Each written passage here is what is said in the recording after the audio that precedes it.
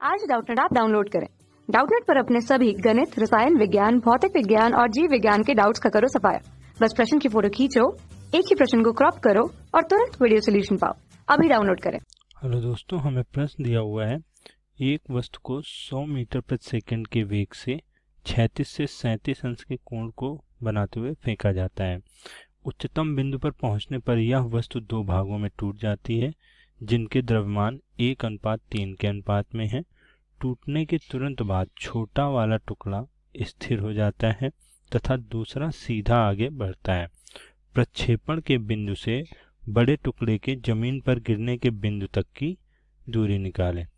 अर्थात हमसे पूछ रहा है कि जब हम इसको प्रक्षेप करेंगे पिंड को, तो जो टुकड़ा छूट जाएगा उसके बाद जो बड़ा द्रव्यमान वाला टुकड़ा होगा वो कितनी दूरी तक आगे जाएगा, वो दूरी हमें प्रश्न में बतानी है। अर्थात इसकी हमें क्षैतिज परास निकालनी है। तो इसको पहले एक छोटा चित्र बनाकर समझ लेते हैं, फिर इसको सॉल्व करेंगे।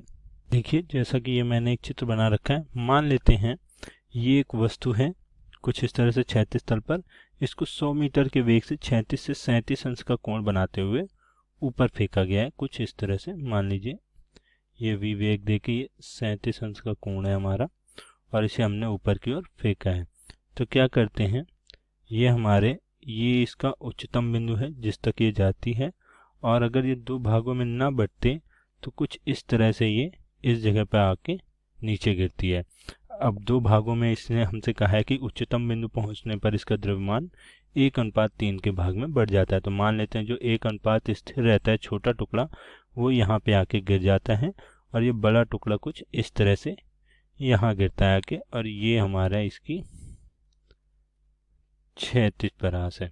तो हमसे प्रश्न में यही दूरी पूछ रहा है कि अगर इसका एक भाग गिर जाता है, जो 3 अनुपात में बड़ा भाग होता है, वो कितनी दूरी तक जाएगा।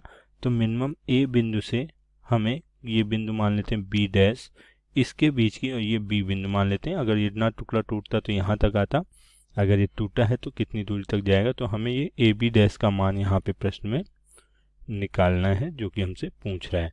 तो पहले प्रश्न में बात कर लेते हैं कि उच्चतम बिंदु पर टूटने के बाद छोटा टुकड़ा तो हमारा जमीन पर नीचे स्थिर रूप से गिर गया।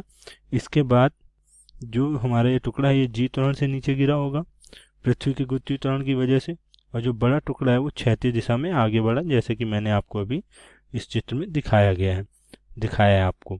तो अब इस समय क्या होगा, टूटने के दौरान उसके बाद भी उस पर बाहरी बल से वस्तु का भार लगेगा, तो पूरी वस्तु का जो द्रव्यमान केंद्र है उसी पथ पर चलाएगा जिस पर वह बिना टूटे हुए चलती थी। तो इसके लिए हम क्या कर सकते हैं, जमीन पर द्रव्यमान केंद्र पर पहुंचने का स्थान अगर हम देखें तो यहाँ से इस दूरी को अगर हम x मान लें, ये कुल दूरी हम अगर x मान लें तो ये हमारी क्षैतिज परास हो जाएगी पहली स्थिति में। तो इसको हम कैसे निकाल सकते हैं, x या ये r बराबर है, हमारे पास सूत्र होता है इसके लिए, क्या होता है u² sin 2θ बटे g। ये हमारी महत्तम परास होती है जिसको हम निकालते हैं यहाँ से।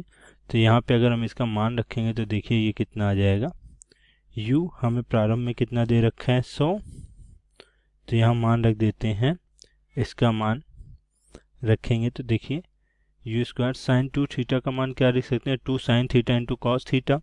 यहाँ रखेंगे तो देखिए क्या आ जाएगा, ये हमारा हो जाएगा 2 गुणा u² करेंगे तो देखिए यहाँ पे u का मान हमें दे रखा है प्रश्न में 10। देखिए यहाँ पर जब हम इसका मान रखेंगे, u का मान हमारा 100 हो गया, इसका होल स्क्वायर करेंगे into sine square theta, sine 2θ, इसको हम क्या लिख सकते हैं 2 into sine theta into cos theta. 37 अंश का मान है तो साइन 37 इंटू कॉस 37 हो जाएगा ये, बटे जी का मान मान लेते हैं 10 है, तो यहाँ जी का मान रखेंगे 10। साइन 37 और कॉस 37 के मान कितने होते हैं, यहाँ पे मैं आपको लिख के दे रहा हूँ। साइन 37 का जो मान होगा वो हमारा होता है, साइन 37 बराबर हो जाएगा हमारा 3/5, और कॉस 37 बराबर कितना हो जाएगा 4/5। साइन 37 3/5 और कॉस 37 का मान कितना हो जाएगा, कॉस 37 का मान हो जाएगा हमारा 4/5। तो यहाँ पे जब इनके मान रखेंगे तो हमारा x या r परास निकल कर यहाँ से कितनी आ जाएगी, ये हमारी आ जाएगी 960 मीटर में।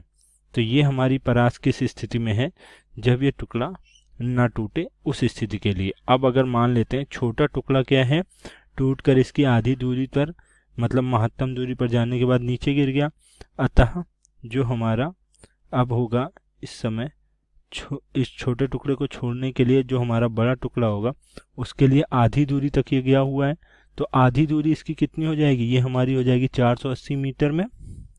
तो इस आधी दूरी के लिए अब यहाँ पर अगर हम द्रव्यमान केंद्र संहित कर दें इसकी बात करें द्रव्यमान केंद्र की, तो इसके लिए देखिए हमारा द्रव्यमान केंद्र क्या हो जाएगा, अगर इसका सूत्र लगाएं द्रव्यमान केंद्र से तो ये हो जाएगा हमारा m1 x1 plus m2 x2 बटा m1 प्लस m2, ये बराबर हो जाएगा हमारे द्रव्यमान केंद्र x डैश या जिसका हमें मान निकालना है। तो यहाँ से अगर बात करें तो m1 और m2 के लिए हमें क्या कहा था 1:3 में टूटते हैं, तो इनके अगर हम मान रख दें, m1 का मान रख दें कितना हम 1 और m2 का मान 3 और x2 दूरी हमें निकालनी और कुल दूरी हमें 980 दी हुई है। तो यहाँ मान रखते हैं 1 गुणा x1 कितना हो गया 480 आधी दूरी तय की, प्लस m2 हमारा कितना 3 भाग में टूटता है 3, x2 हमें निकालना है बटे m1 प्लस m2 हमारा 1 प्लस 3, ये बराबर हो जाएगा किसके 960 के।